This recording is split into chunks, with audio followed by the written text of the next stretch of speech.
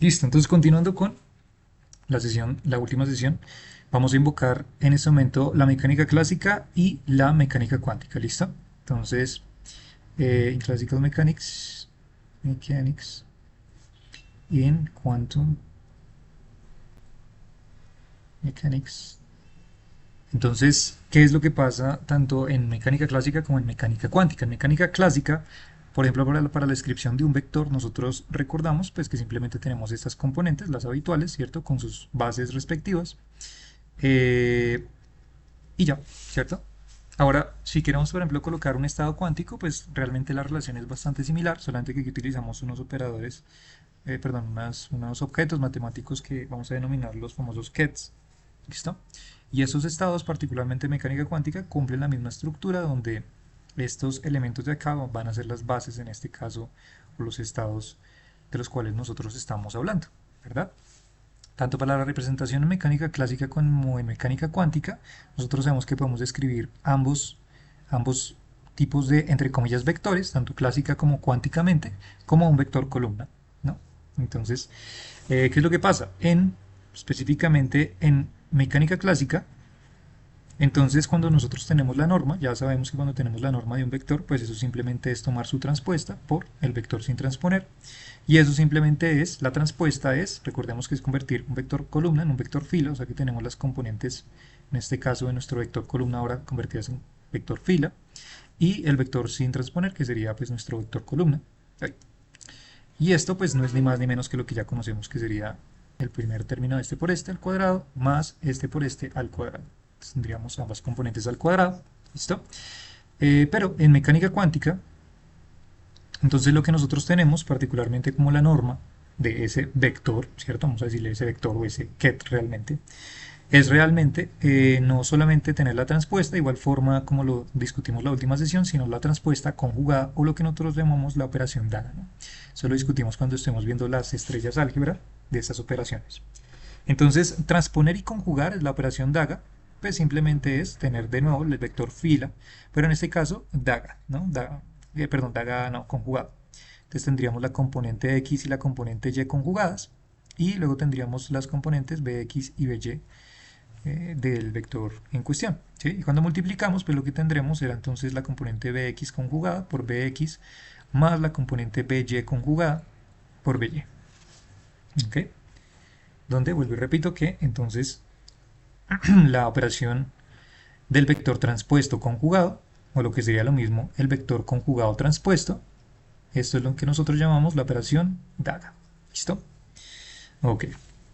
Entonces, una vez entendemos esto, también otra forma de colocarlo, dicho habitualmente cuando nosotros vamos a hacer específicamente la operación del producto interno o este famoso producto escalar, que también lo podemos pensar como un producto escalar, ¿no? Del vector consigo mismo. Entonces, en mecánica cuántica usualmente se le da el nombre utilizando la notación de Ket, utiliza la misma notación de Ket. Entonces, cuando yo tengo, por ejemplo, el estado Ket, pero ahora lo tengo con DAGA, o sea, la operación DAGA, esto es lo mismo a lo que nosotros conocemos en cuántica como la operación BRA.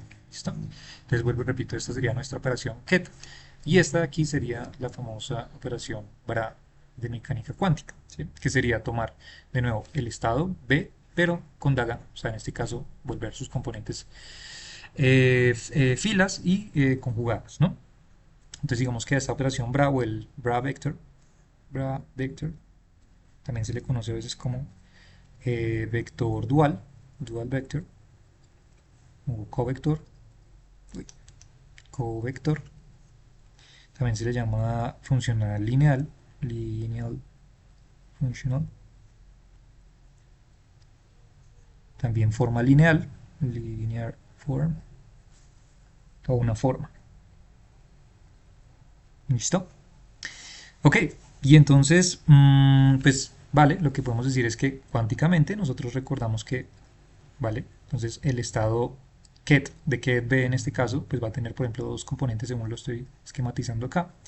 Y la componente bra de ese mismo vector, pues simplemente será lo que acabamos de decir, o sea, convertirlo en vector fila, pero con sus componentes conjugadas, ¿no? Vale. Eso quiere decir que entonces hacer la operación bracket, o hacer el bracket, de V con B, o sea, la operación de get con la operación de bra, pues es lo mismo que tomar entonces esto con esto por el vector columna, que sería Bx, By. ¿Listo? Que sería exactamente lo mismo que describimos justo acá arriba. O sea que el bracket realmente lo que me está dando como información, pues sería como la norma, ¿cierto? Clásicamente de ese vector. Y esta operación bracket es lo que nosotros conocemos como el producto interno, ¿no? Que en inglés se conoce como el inner product. ¿Listo? Ok. Ok, y esto lo digo simplemente para recordar porque necesitamos tener unas nociones rápidas de mecánica cuántica porque vamos a ir a un momento allí que necesitamos tomar prestadas algunas cosas para esquematizar por qué es necesario esto. Entonces vamos a recordar rápidamente, recordemos rápidamente lo que nosotros conocemos como una función de onda, ¿no? O el colapso de una función de onda. ¿Sí? Que sabemos que el colapso de una función de onda pues existirá siempre y cuando exista obviamente un estado, ¿no? Inicial o un estado cuántico pues, particularmente, un colapso de estado, ¿no?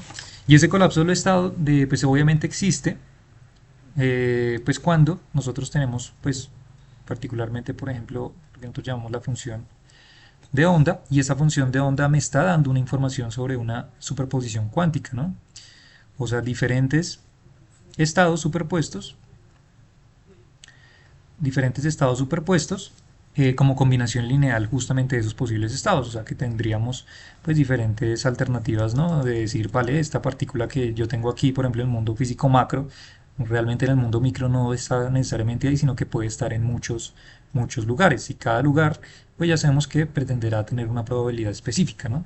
Y eso nosotros matemáticamente lo esquematizamos como una combinación lineal. Entonces decimos usualmente, vale, va a haber una amplitud de probabilidad alfa 1 relacionado con ese estado de 1 más una amplitud de probabilidad para el estado de 2 y etcétera, así con todos los diferentes estados, ¿no? Y después de la medición, entonces, cuando después nosotros hacemos la famosa eh, measurement, la medición,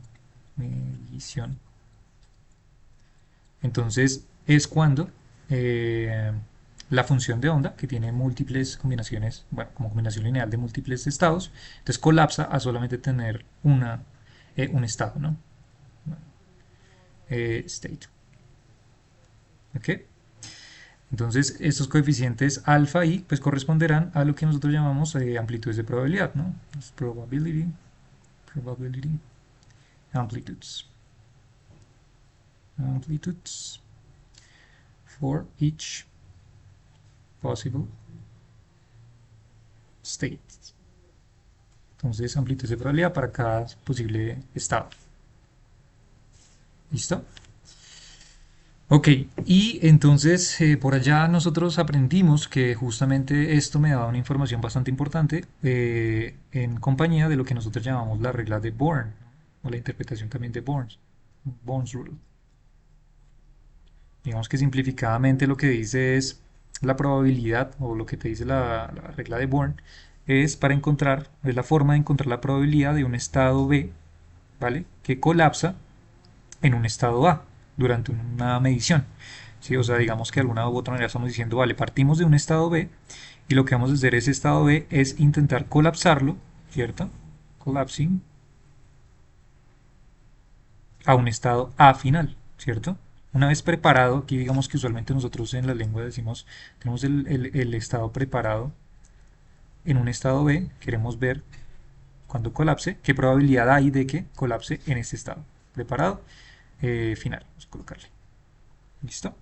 ¿Y eso cómo lo colocamos? Eso lo colocamos justamente por la famosa descripción, que simplemente es de nuevo el producto interno que hemos descrito, pero entonces en este caso escrito de esta manera, que es bien reconocida ya en mecánica cuántica y que nos da la información específicamente de la probabilidad de pasar del estado B al estado A, ¿no?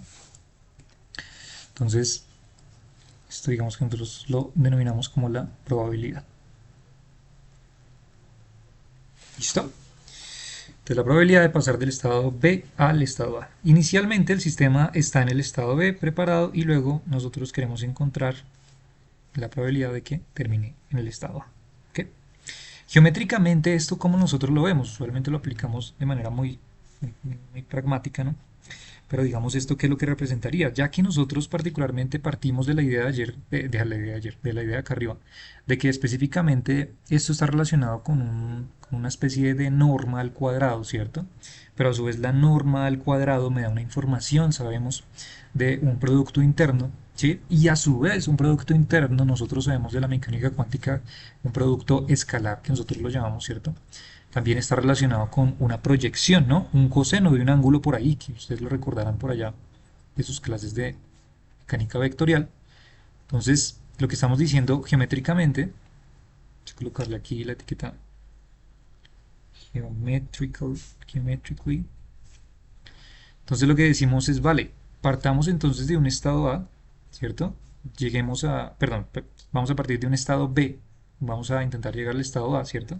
Pero realmente lo que me está dando entonces esto que nosotros denominamos el producto interno es la proyección justamente del estado A sobre el estado B, ¿cierto? Esto es lo que nosotros estamos realmente diciendo, ¿vale? Pero además, otra característica interesante es que podemos volver a tener ese mismo esquema. Entonces, digamos, pintémoslo de igual forma por acá. Y entonces diríamos lo siguiente también para el otro caso, y es que geométricamente podemos esquematizarlo de esta manera, y es que, ¿qué pasaría si yo estoy analizando geométricamente no el producto interno de A con B, sino de B con A? ¿Sí? O sea, lo inverso. Pues esto sería, no es ni más ni menos pues lo mismo, pero la proyección generada de B sobre A. O sea que esto que nosotros pintaríamos acá sería lo que nosotros denominaríamos como el bracket de B con A. Y esto, pues es a lo que se le conoce en cuántica, pues justamente como la operación de nuevo AB, pero conjugada. ¿Listo? O sea, tomaré esta misma proyección, pero conjugada. Sería la misma proyección geométricamente desde el otro punto de vista. ¿Qué es lo interesante? Que cuando tú elevas al cuadrado ambos productos internos, tanto A con B como B con A, ambos productos internos, su norma al cuadrado, van a ser completamente equivalentes. Entonces, estas son una de las características importantes que aparecen allí como interpretación de la cuántica, ¿no? Y entonces, ¿qué es lo que pasa? Nosotros decimos, volviendo otra vez a la parte de los estados, que los estados son eh, mmm, los estados que son ortogonales,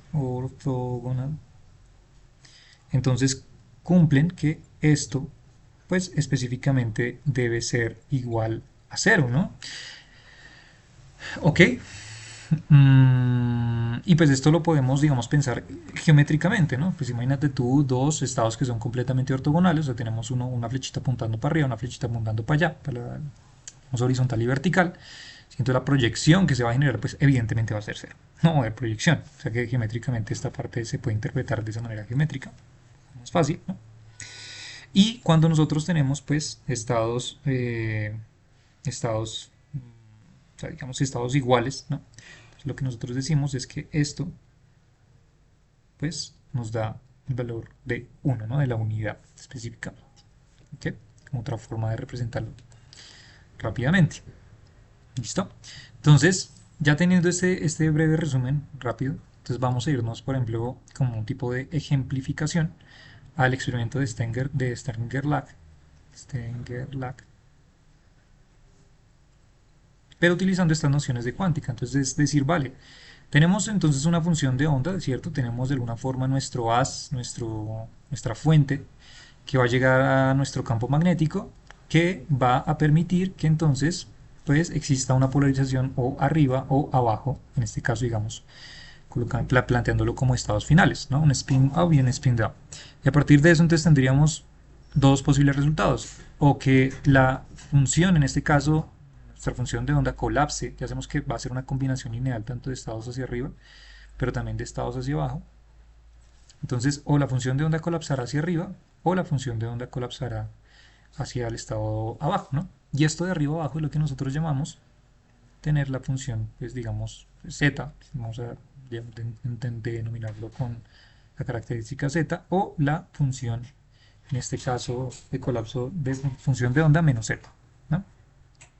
Entonces a partir de esto, pues ya tendríamos, pues, digamos, la función de onda colapsada en este estado. ¿Listo? Y lo que podríamos hacer a partir de aquí, entonces, es, por ejemplo, colocar otra cajita, digamos, otro imán, donde otra vez me permita o tener hacia arriba o tener hacia abajo de nuevo nuestra función de estado, ¿no? Entonces, digamos que aquí podríamos tener otros dos. Aquí tendríamos como un diagrama de árbol que nos estaría dando de una u otra manera los posibles estados relacionados. ¿Listo? Y así sucesivamente. ¿Y qué es lo que nosotros podemos encontrar? Que vale, por ejemplo, para este caso, entonces digamos cuando tenemos un spin, digamos, o sea, digamos que tenemos el colapso de la función de onda hacia arriba, ¿cierto? Entonces, por ejemplo, calcular maceta, o sea, tener preparado el sistema en maceta, digamos que nos haya dado como resultado inicial, entonces el estado up, o sea, maceta, y luego terminar entonces en el estado maceta, de igual forma, el mismo. Entonces esto, de las propiedades que acabamos de decir, ¿sí? Del esquema cuántico, sabemos que entonces esta amplitud de probabilidad nos daría el valor de 1. ¿Sí? De igual forma pasaría si nosotros tuviéramos el valor, por ejemplo, de menos, si nos hubiera dado menos acá, digamos que hubiéramos tenido el sistema preparado entonces en menos, por aquí, bueno, lo acá abajito mejor, es que hubiéramos tenido el sistema preparado por acá en menos z, o sea, antes nuestro resultado fue menos z, y entonces llegamos también al valor de menos z, vamos hacia abajo, este valor también me daría 1, ¿no?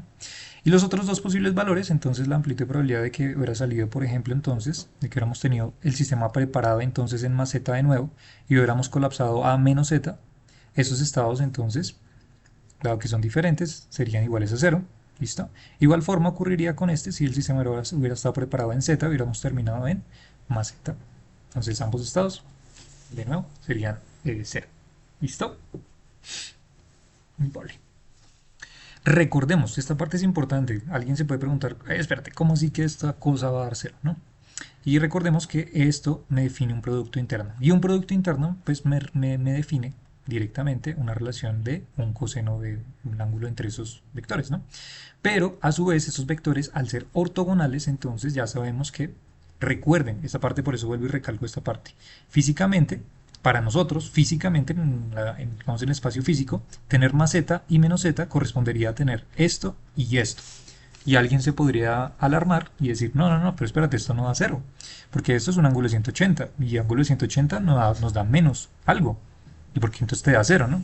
Porque recordemos que eso es lo que sucede en el espacio físico, ¿no? Espacio físico. Pero en el espacio de estados, en el mundo cuántico, así como lo definíamos en el espacio de polarizaciones, realmente hacer este giro de más z al estado menos z, realmente lo que corresponde es un giro de 90 grados. ¿Listo? Entonces, esto es en el espacio, vamos a decirlo cuántico, pues, o de estados cuánticos. ¿Listo? Entonces, por eso es que al tener coseno de 90, esto sí nos cancela y cumple la regla de ortogonalidad. Entonces, por eso es que esos estados que son no ortogonales son iguales a 0 y los que son ortogonales son iguales a 0 y los que pues, van en la misma dirección son iguales a 1. ¿Vale? Importante tener eso en cuenta presente para que no tengamos inconvenientes. ¿Ok? Entonces podemos colocarlo de una manera un poquito más bonita, esto que acabamos de pintar, simplemente para esquematizarlo. Entonces decir, vale, en el quantum state space, state space, entonces tendremos el estado más z y el estado menos z, donde estos tendrán un ángulo de 90 grados entre sí. ¿Listo? Por esta razón, for this reason, are orthogonal. ¿Listo? Mientras que en el espacio físico, en el physical space, tendríamos entonces flechita para arriba, flechita para abajo, tendríamos más z, menos z.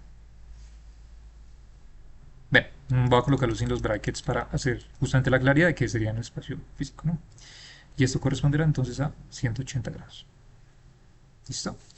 Y volvemos a recuperar una de las propiedades que habíamos discutido antes, que era que se duplica justamente el ángulo, ¿no? glue doubling, glue doubling. ¿Listo? Perfecto. Listo.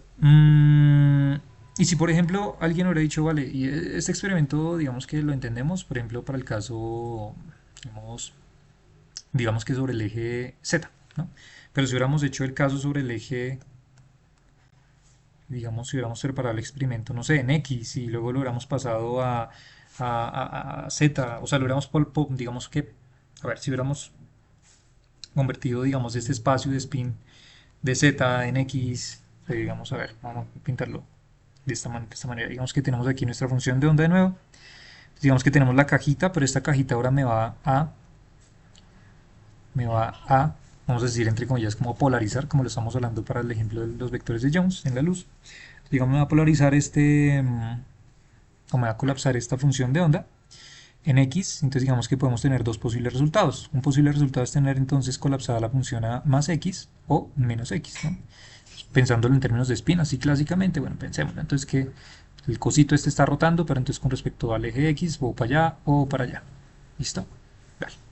Entonces, digamos que tenemos estos estados, pero una vez entonces llegamos a uno de esos estados, vamos a pasarlo por otra caja, pero esta caja ya no va a convertirlo de nuevo a X, arriba, derecha o izquierda, si quieren verlo así, sino que ahora vamos a, otra vez de nuevo, a subir y a bajar. O sea, tendríamos otra vez una cajita que me convierte a una polarización vertical arriba o vertical abajo. ¿Listo? Eso quiere decir que entonces podrían salir de nuevo dos posibles resultados, pero en este caso relacionados entonces con el estado más z o el estado menos z, ¿no? Para ambas situaciones. Entonces tendríamos más z y menos z. Menos z. ¿Listo? Ok. Entonces, claro, algo que podríamos pensar es, entonces, a ver. Si nosotros preparamos el experimento inicialmente, ¿cierto?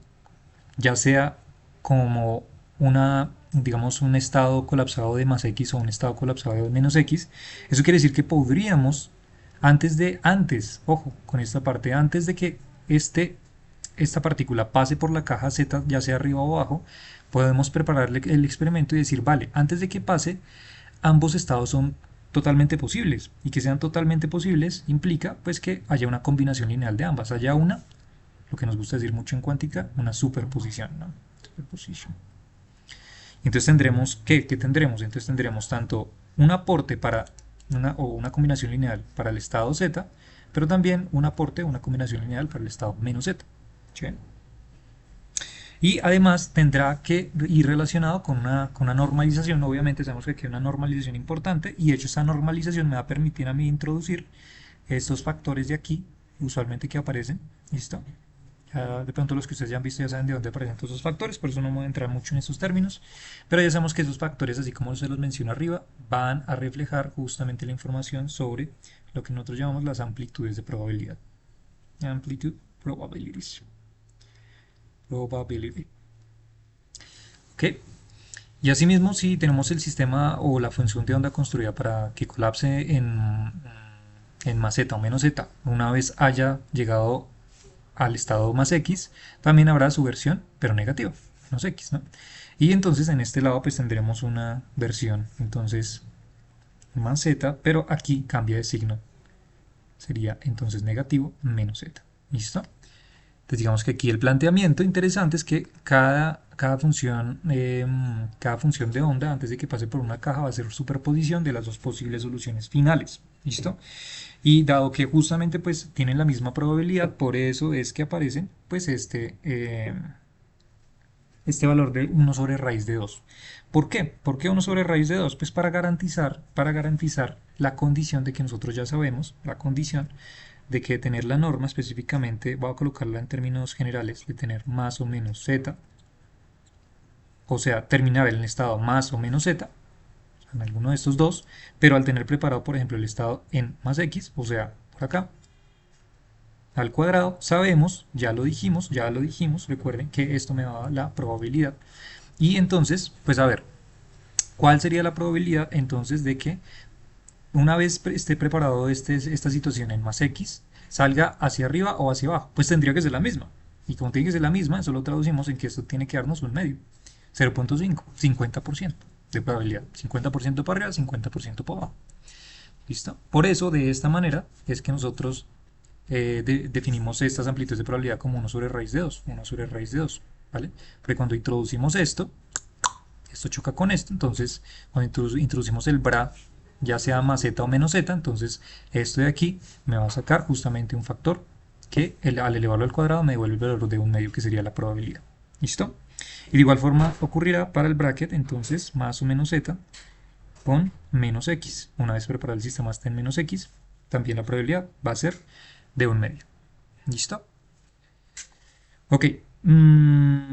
Y además también, pues obviamente cabe hacer la aclaración. Aquí estamos hablando de tener el sistema preparado en más o menos x, pero sabemos que a su vez más o menos x son sistemas, perdón, son estados mutuamente excluyentes, son ortogonales entre sí. Por tanto, también se cumple, pues obviamente la regla de que tener en este caso más o menos x.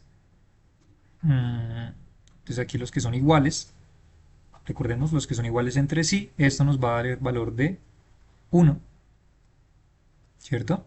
Y los que son diferentes entre sí, entonces esto nos devolverá el valor de 0. O sea, los que van en la misma dirección son ortogonales entre sí, entonces ya sabemos que su producto interno sería 1, entonces la probabilidad sería 1. Pero si son diferentes, ya sabemos que sería de 0, ¿no? Entonces digamos que la representación que nosotros diríamos es vale, o sea, eso quiere decir que de una u otra manera, esta representación me estaría diciendo, vale, digamos que tenemos el estado más z, tenemos el estado menos z, que habíamos dicho que era por acá, porque son en el espacio de los estados cuánticos corresponden a 90 grados. Y por otro lado, entonces tendríamos los estados, en este caso x, que sería, por ejemplo, uno que iría, una patica que iría para acá, más x, y el otro que iría por acá. Ojo con esto porque fíjense que lo estoy pintando a propósito de que el ángulo entre ellos, entre tanto el blanco como el amarillo, sean de 90 grados, ¿no? ¿Listo? Esto, vuelvo y repito, eso sucedería en el Quantum State Space. Quantum State Space. Y en el Physical Space, pues lo que tendríamos, o sea, lo que nosotros realmente estaríamos viendo sería, vamos a colocarlo como, un círculo, donde arriba, pues lo que es arriba, lo que nosotros llamamos más z, lo que es abajo, lo que nosotros llamamos menos z, lo que es a la derecha, lo que llamamos más x, y lo que es a la izquierda llamamos menos x. ¿Ok? ¿Listo? Bueno, y pues nosotros podríamos hacer el mismo tratamiento para, por ejemplo, más y menos y. ¿Listo? Y eso también satisfacerá entonces una combinación lineal, por ejemplo, con respecto a z. Si quisiéramos prepararlo del sistema con respecto a z, entonces lo mismo, tendremos entonces 1 sobre raíz de 2 de más z. Pero entonces cuando incluimos la y, entonces aquí aparece ahora un término i, el número i. Y aquí tendríamos el sistema menos z, y para menos y tendríamos 1 sobre raíz de 2 más z menos i sobre raíz de 2 menos z. ¿Listo? Estos son temas de cuántica, por eso no estoy adentrándome tanto, porque pues asumo de pronto que ya lo han visto, y entonces pues simplemente es la construcción de lo que usualmente utilizamos en cuántica para definir estos estados, ¿no? Vale, entonces vamos ahora a un punto bastante crucial e importante aquí. Y es que, de hecho, en este planteamiento inocente que acabamos nosotros de construir, hay una relación bastante grande con algo que ya construimos nosotros la sesión anterior. ¿Y cuál es esa relación?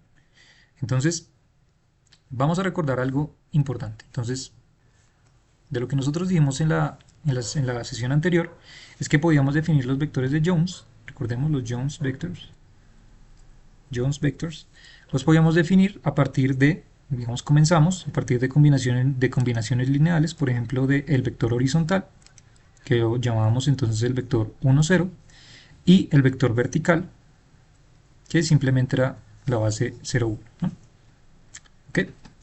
Entonces, y nosotros, por ejemplo, definíamos entonces el vector de Jones diagonal, que simplemente era 1 sobre raíz de 2 de la combinación lineal del vector horizontal más 1 sobre raíz de 2 del vector vertical.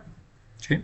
Pero además también podíamos construir, por ejemplo, entonces el antidiagonal, y el antidiagonal era 1 sobre raíz de 2 del vector horizontal menos 1 sobre raíz de 2 del vector vertical.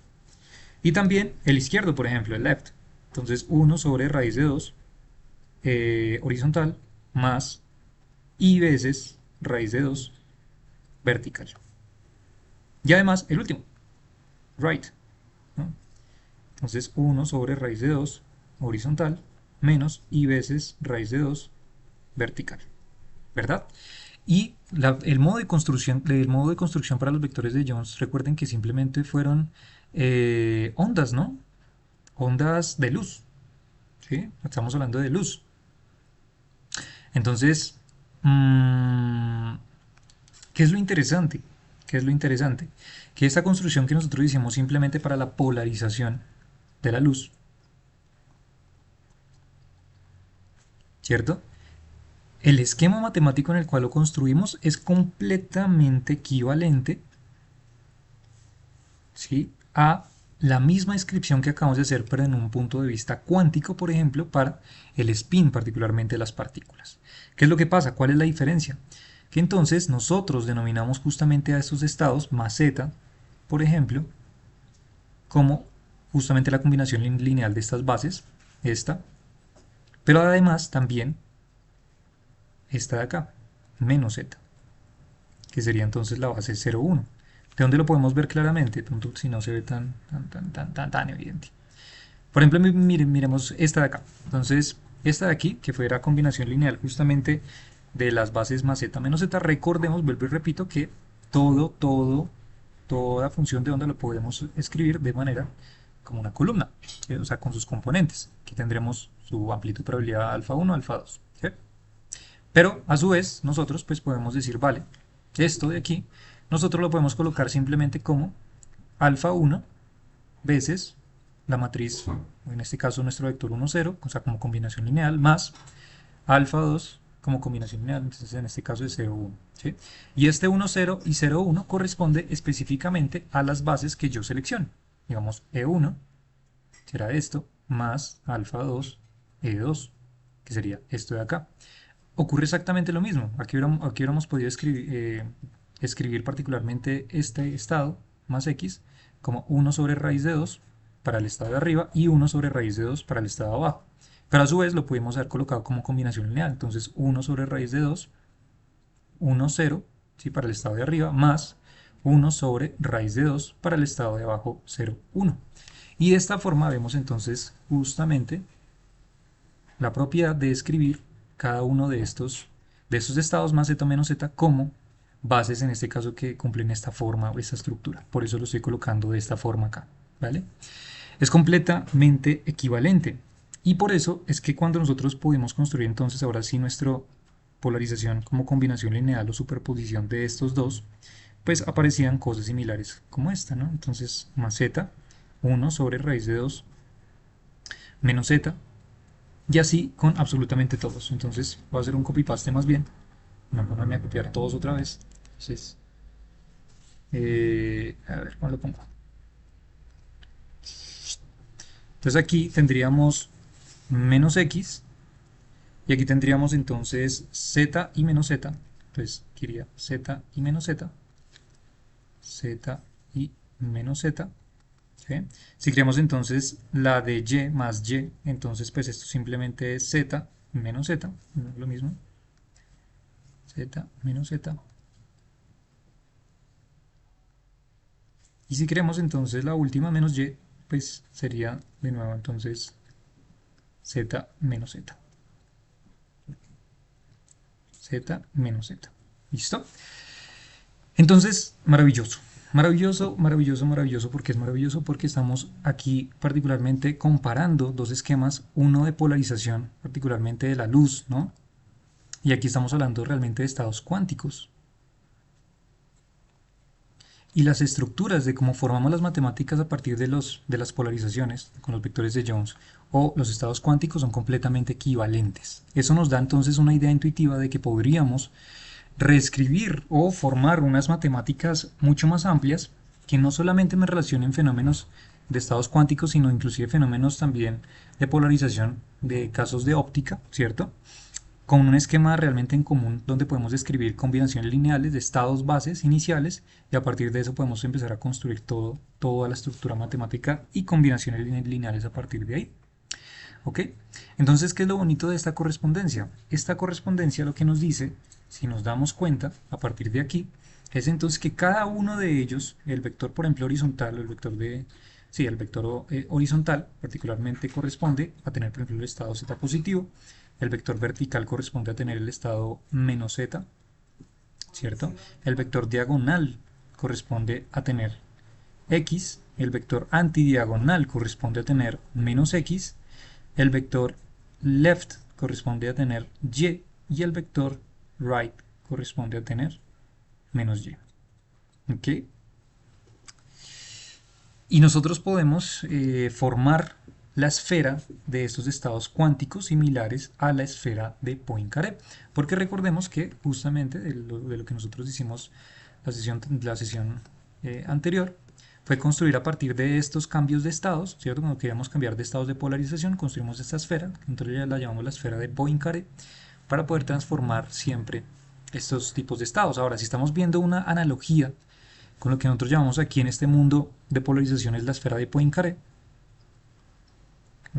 Poincaré Sphere, pues aquí también podremos formar entonces una esfera, pero esta esfera tendrá otro nombre, y de hecho que tiene un nombre bastante famoso aquí en este ámbito, y es la famosa o llamada esfera de Bloch,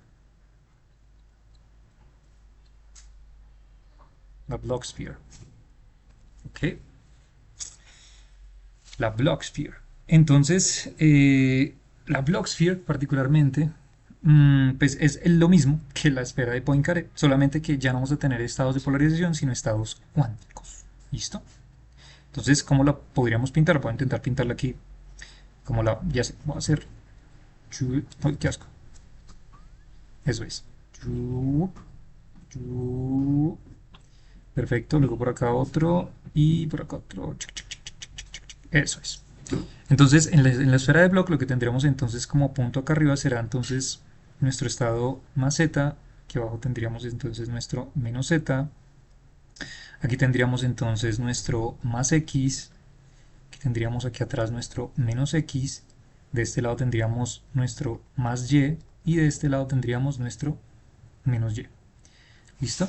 Y entonces la Poincare Sphere, recuerden que lo que me permitía era pasar o transformar por medio de matrices, entonces pasar justamente a esto, a tener digamos un estado horizontal a un estado vertical, y aquí entonces tendríamos de un estado, en este caso con espina arriba a una espina abajo, pero antes tenemos que pasar por un spin X, entonces esta sería la representación esquemática de lo que nosotros llamamos la esfera de Bloch. ¿Listo? Muy bien. Ok. Y entonces algo que lo podemos, bueno, algo que sí que podemos intuir antes de continuar es que cuando llegamos a este punto de la esfera de Bloch dijimos, vale, todos los tipos de matrices que transforman estos tipos de polarizaciones, por ejemplo, de pasar de la horizontal a la antidiagonal, esos tipos de matrices que me transforman cada uno de esos vectores son grupos de matrices que nosotros llamamos U2. Y por eso es que hicimos la construcción en la última clase de las matrices U2 que tenían componentes complejas y donde determinamos todos los tipos y categorías de grupos que aparecían.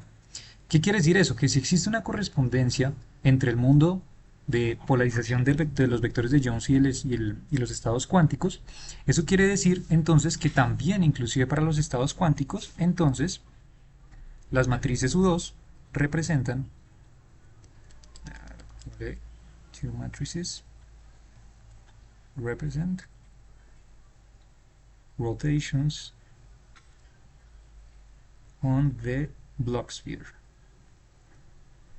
¿Listo? Entonces, las matrices U2 representan rotaciones en la esfera de Bloch también. Así como la esfera de Poincaré funciona, pues también lo tendrá que funcionar en la esfera de Bloch. ¿Listo?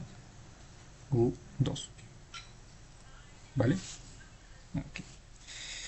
Entonces, las matrices de rotación U, que nosotros hemos denominado como U, ¿cierto? También me permitirán entonces llevar de un estado o una función de onda, me permitirá transformar entonces en esa matriz de transformación de esa función de onda, ¿no? Y evidentemente, como nosotros lo dijimos también, estas rotaciones eh, las rotaciones no cambian la longitud del vector. En este caso, ¿qué vector? ¿O qué es eso que llamamos vector? Pues el estado cuántico, ¿vale? ¿Eso qué quiere decir? Que cuando hagamos estos tipos de transformaciones, estas rotaciones, rotations, rotations,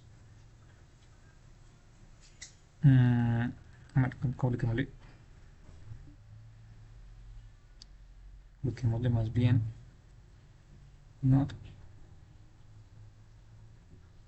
change vector lengths. ¿Listo? Entonces no cambia la longitud de los vectores. Ojo, porque aquí la palabra vector realmente es estado cuántico, ¿no? Colocarle quantum states. Quantum state. Importante. ¿Listo? Ok. Entonces, los estados cuánticos de spin, podemos decirlo así, que es lo que estamos esquematizando en ambos modelos, podemos decirlo concretamente o podemos resumirlo en que los quantum spin states, the quantum spin states is mathematically equivalent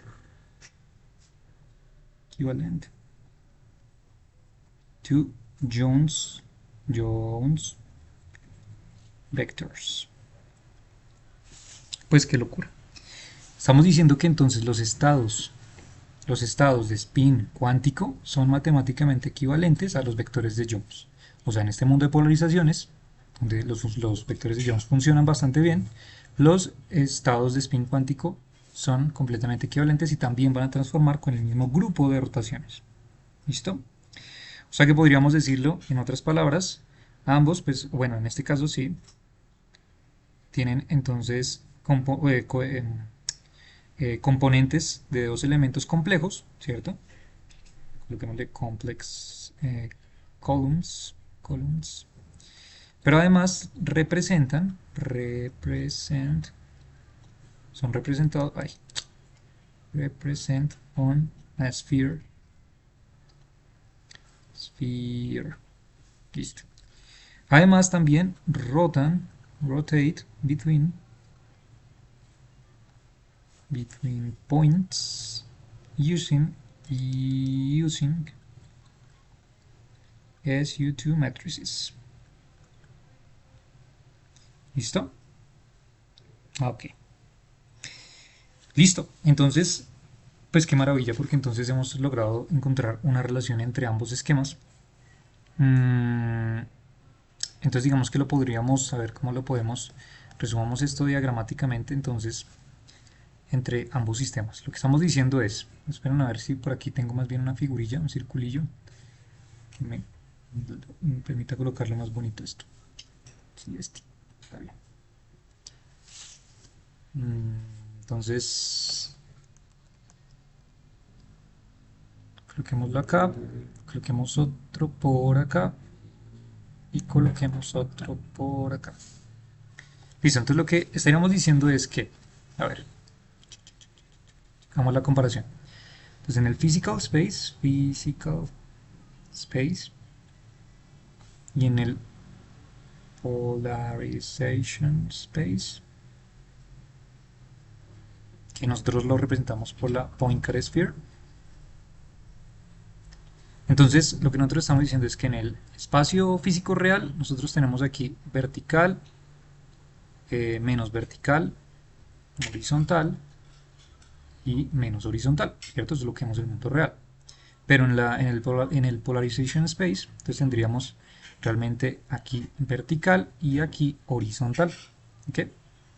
Y ya sabemos que entonces aquí dar entonces una vuelta equivale a aquí en este mundo dar dos vueltas. ¿Ok? Mientras que ahora en este esquema, vamos a llamarlo quantum state space, y en el physical space, que es lo que nosotros representamos en este caso con la esfera de Bloch, Bloch Sphere. Entonces vamos a tener lo siguiente. Entonces en el Quantum State Space tendríamos entonces nuestro estado up y aquí nuestro estado, coloquémoslo como menos up. Y luego aquí tendríamos el estado down y aquí tendríamos el estado menos down. ¿Listo? Y en el Physical Space, que sería la esfera de Bloch, lo que nosotros tenemos entonces, como lo representamos, sería la flechita para arriba o la flechita para abajo. ¿Listo? Y entonces, lo que nosotros ya sabemos, aquí dar una vuelta en el Quantum State Space equivaldrá en el Physical Space a dar dos vueltas. ¿Ok? Entonces, fíjense la correspondencia entre ambos mundos, en el mundo cuántico y en el mundo de las polarizaciones, ¿sí? Y en el Physical Space. Pareciera como que el Physical Space tomara justamente el papel de la Poincare Sphere, pero en el mundo cuántico, ¿cierto? Si queremos implementar una vuelta, por ejemplo, cambiar de estado. Pero en el Quantum State Space, pues justamente esa correspondencia viene dada similar a como nosotros la entendemos entonces en el caso aquí de las polarizaciones, ¿no? ¿Vale? Entonces, sí, eso es lo que quería dejar aquí presente, ¿listo? Tanto para que lo tengamos un poco más claro. Entonces veamos algunas características de los vectores de Jones y ya podemos entonces pasar a lo que serían los vectores de Pauli, ¿listo? Porque vamos a empezar ahora a construir los vectores, o sea, vamos a ver la correspondencia de los vectores de Jones, pero utilizando entonces los vectores de Pauli, ¿ok? Entonces, ¿cómo lo colocamos? Voy a colocarlo por aquí. Entonces, nodes, colocamos más bien no. Son features, algunas características de Jones vectors. Entonces, por ejemplo, si nosotros multiplicamos un vector de Jones por un número, o sea, digamos, tenemos un número A por un vector de Jones, solo cambia la amplitud, ¿sí? Pero la polarización es la misma. Entonces,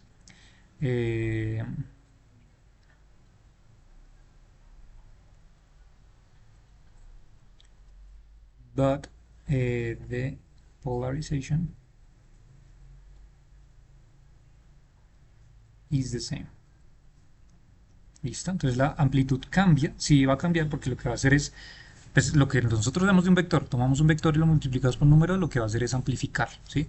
Pero la polarización va a ser completamente igual, ¿listo?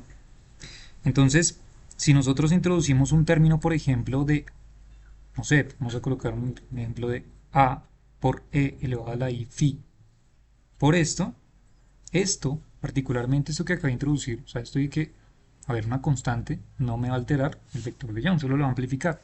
Quiere decir que esto de aquí que sigue siendo una constante, ¿cierto? Pero ahora que le metimos, donde le metimos una fase, tampoco va a representar un cambio, ¿no?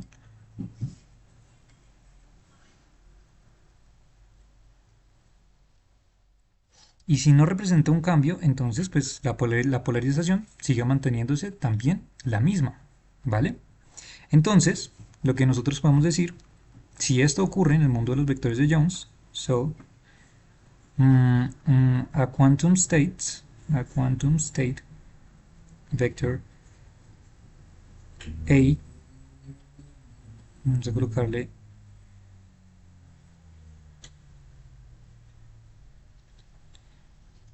le valdrá absolutamente todo si nosotros le introducimos una fase justamente a nuestro estado. O sea, el estado se mantiene invariable. Changes. Ajá. O sea, ¿por qué hago la correspondencia? Porque así como con los vectores de Jones nos dimos cuenta que hay una relación entre los vectores de Jones y justamente los estados de spin cuántico, ¿sí? O los estados cuánticos, entonces tener particularmente un estado cuántico cualquiera, ¿sí? Pues tendrá que ocurrirle similar a lo que le ocurre a los vectores de Jones. Introdúcele una constante y eso no modificará pues absolutamente nada a nuestro vector de Jones. Ahora, en un estado cuántico, dentro de estado cuántico, introdúcele una constante, ¿sí? Y eso tampoco alterará, en este caso, lo que nosotros ya llamaríamos pues, el estado, ¿no? El estado no lo cambiaría, pues, lo que estamos diciendo. ¿Listo?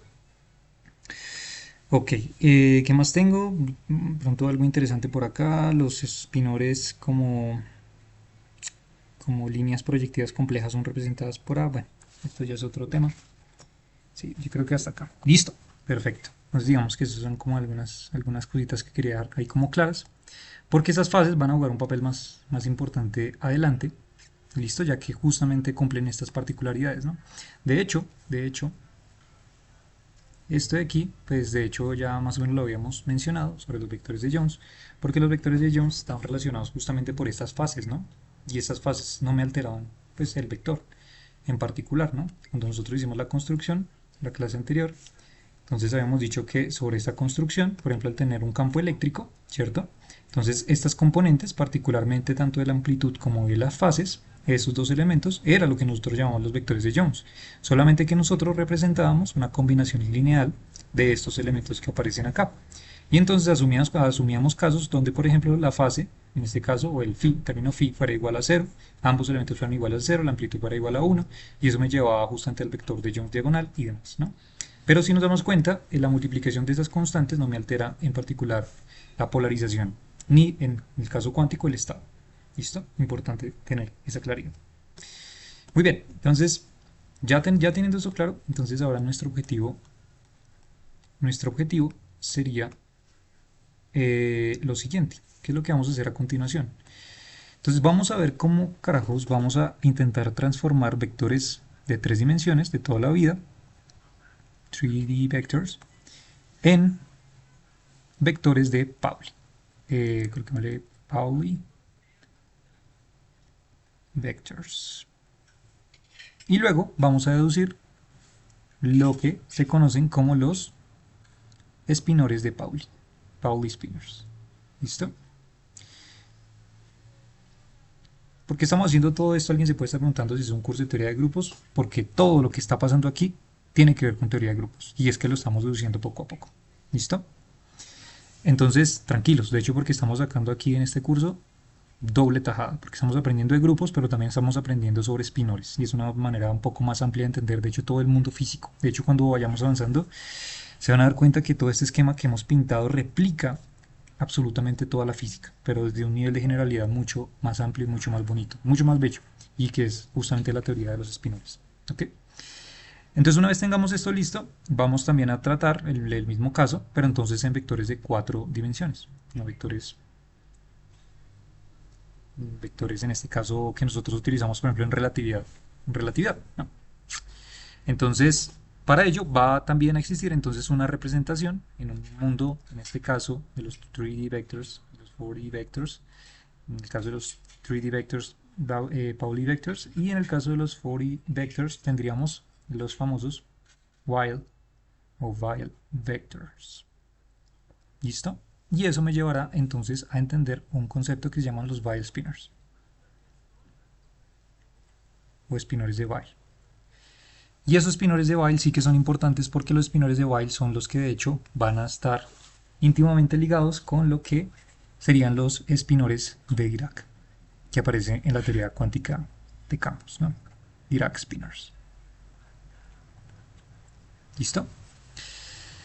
Entonces, pues vale, vamos allá. Entonces nuestra primera parada sería comprender entonces este esquema de los Pauli vectors, posteriormente los Pauli spinors. ¿Listo? Entonces, dado que ya casi estamos acabando la sesión, entonces voy a dejar planteado algunas de las características importantes de aquí. Y ya con esto entonces comenzamos la sesión, la próxima sesión con este esquema que voy a dejar planteado, porque pues se vienen un poquito de matemáticas y pues necesito que esté en focus con esto, ¿vale? Entonces simplemente voy a dejar el terreno de juego. Entonces nuestro terreno de juego va a ser los Pauli vectors. Ah, ¿cómo lo puedo decir? Mm, a ver, ¿cómo lo puedo colocar? Que sea un poco más fácil de entender. Bueno, sí, pongámoslo así. A ver, pongamos los vectores de Pauli Los vectores de Pauli son, y coloco en palabra roja, útiles cuando nosotros queremos hacer transformaciones geométricas. ¿Qué son transformaciones geométricas? Por ejemplo, rotaciones y reflexiones. O sea que hasta este momento lo que estamos diciendo es, a ver, lo que nosotros conocemos es vectores de toda la vida y más o menos aprendimos a conocer dizque los vectores de Jones. Ok, ahora vamos a inventar un nuevo esquema que se van a llamar los vectores de Pauli. ¿Listo? Y esos vectores de Pauli van a ser bastante útiles cuando queremos hacer estos tipos de transformaciones, en este caso geométricas, rotaciones y reflexiones, que de hecho ya lo hemos aplicado para vectores, pero entonces vamos a ver el esquema de estas operaciones en vectores de Pauli. ¿Listo? Entonces lo primero que nosotros necesitamos hacer pues para hablar de vectores de Pauli, pues muy bien, si estamos hablando de vectores de Pauli, pues tendremos que hablar de las famosas Pauli matrices, ¿no? O matrices de Pauli, que son bien utilizadas en cuántica, ¿no? Las famosas matrices de Pauli sigma, o las matrices sigma también llamadas, ¿no? Y esas matrices sigma tienen pues tres versiones. Entonces su versión X, que es la matriz 0, 1, 1, 0, o también lo podemos llamar la sigma 1, ¿sí? Tendremos la sigma 2 o sigma Y, que viene correspondida con los siguientes valores: 0, menos I y 0, y la matriz sigma 3 o sigma Z, que sería 1, 0, 0, menos 1. ¿Listo? Estas son las matrices de Pauli de toda la vida. ¿Ok? Y entonces alguien se estará preguntando qué, o sea, ¿por qué voy a complicarme la vida construyendo vectores de 3 dimensiones ahora? Dice que utilizando matrices de Pauli son matrices, ¿no? Bueno, ya vamos a dar cuenta por qué y cuál es la potencia de todo eso. ¿Cuáles son características? Hablemos de algunas propiedades de las matrices de Pauli. Algunas de las propiedades de las matrices de Pauli es que no tienen traza, o es lo que en inglés se conoce como traceless, ¿no? Entonces, sin traza. ¿Qué quiere decir eso? Sin traza, pues corresponde que si sacamos la traza de cualquier matriz de Pauli, la traza, y la traza, recordemos, la que es la suma simplemente de las componentes de la diagonal principal: 0 más 0, 0, 0 más 0, 0, 1 menos 1, 0. Entonces, esto siempre nos va a dar 0. ¿Listo? Además de tener traceless, tiene Hermitian, ¿ok? O sea que ellas, particularmente, o la operación hermítica, cumple que si tú sacas la transpuesta conjugada de cualquiera de estas matrices de Pauli, vas a obtener de nuevo entonces la matriz original de Pauli. ¿Okay? Puedes hacer el ejercicio, entonces tomas cualquiera de ellas, ¿sí? Aplicarle la operación transpuesta y luego conjúgala, que es la operación de Haga, recuerden. Y si lo hacen, le cambiamos filas por columnas, conjugamos, vamos a llegar exactamente a lo mismo. Es un buen ejercicio hecho que podrían hacer ahí, se demoran nada haciéndolo. También está la operación de la identidad cuadrada, o lo que sería la, ¿cómo se dice? La square to identity, que simplemente dice que si tú tomas cualquiera de las matrices de Pauli, las elevas al cuadrado, o sea, lo multiplicas por ellas mismas, esto siempre te va a dar la identidad. ¿Listo? Además, también una de las propiedades más importantes es que no conmutan, ¿no? Non-commute. Quiere decir que no commute estos matriz de Pauli. O sea, quiere decir que sigma i, sigma j va a ser igual a menos sigma j, sigma i para i diferente de j. ¿Listo? Esas son algunas de las propiedades de nuestras matrices de Pauli. Todas las pueden comprobar, todas las pueden chequear para que se aseguren de que cumplen, ¿no? Y además, pues algo interesante es que estas dos últimas propiedades, la de Square to Identity and No Commutative, se pueden resumir o sea, estas dos propiedades se pueden resumir en una, diciendo lo siguiente, que usualmente también es bastante fácil de encontrarlo así. Y es decir, vale, si tienes entonces sigma i, sigma j, más sigma j, sigma i, esto simplemente te va a dar igual a 2 veces la identidad por un delta de Kronecker. ¿Listo? Donde hacemos cómo funciona el delta de Kronecker. Si son iguales los índices, vale 1, si son diferentes, valen 0. ¿Listo? Y ya. Entonces, de aquí ya podemos nosotros obtener cualquiera de estas dos. ¿Vale? O en otros términos, también usualmente suelen llamar a esto, a esta operación, a esta suma, así como nosotros llamamos al conmutador. Recuerden que un conmutador de A, B, con estos paréntesis cerrados, simplemente es tener AB menos BA. A esta operación de suma, fíjense que es lo mismo, pero con la operación de suma se le llama, si esto es un conmutador, conmutador. A esta operación, cuando se suma, se le llama un anticonmutador y se coloca con unas llaves, ¿vale? Entonces sería sigma i, sigma j y cierro la llave. Y esta operación se llama un anticonmutador. Conmutador, eso es. ¿Listo? Entonces el anticonmutador de sigma i, sigma j simplemente es sigma i, sigma j más sigma j, sigma i. ¿Listo? Para que lo tengamos presente. Listo. Listo, listo, listo. Y entonces, nosotros, ahora sí que sí, vamos a introducir, y aquí es donde dejo planteado ya el esquema.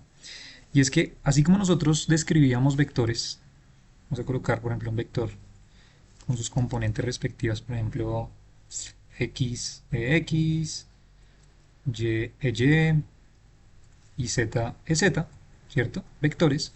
Vamos a convertir estos bichos ahora en objetos utilizando como bases las matrices de Pauli, o sea, como una combinación lineal de matrices de Pauli.